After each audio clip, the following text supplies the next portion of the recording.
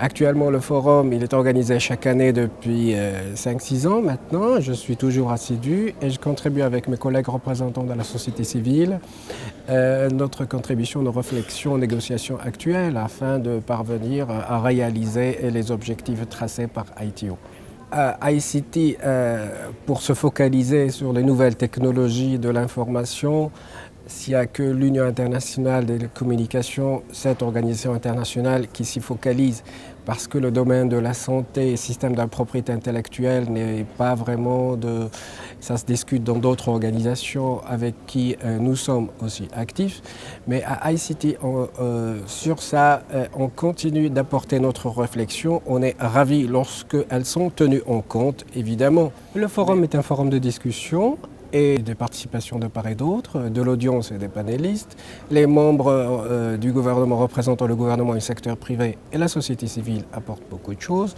Nous-mêmes, nos réflexions sont vraiment bien considérées. Nous avons eu félicitations de nombreux représentants d'État et nous y sommes ravis.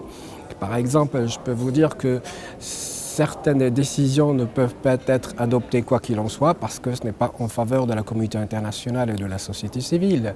De nos jours, par exemple, y être abonné à des revues spécialisées sur le net constitue des millions et des millions de dollars, des dizaines de millions de dollars, ce qui est c'est vraiment impossible pour les pays du Sud. Les institutions académiques et les organisations gouvernementales ne pourront jamais payer leur abonnement pour ces revues autant de dizaines de millions de dollars. Il faut trouver une alternative de coopération dans ce domaine. La santé publique, c'est un domaine très stratégique. L'Union internationale des télécommunications joue un rôle important et le secteur privé est mandaté. Et il est important de savoir que le secteur privé n'est pas mandaté pour contribuer dans la santé publique dans d'autres organisations internationales et les nouvelles technologies appliquées tout comme dans le système de la propriété intellectuelle, mais il est très important de considérer la santé publique comme un droit humain pour tous. Notre contribution est vraiment active, mais on tape toujours sur la table pour se faire entendre.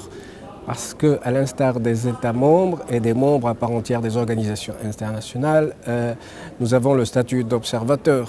Mais lorsque nos réflexions sont vraiment considérées, c'est un plaisir pour tous parce que c'est dans l'intérêt de tous.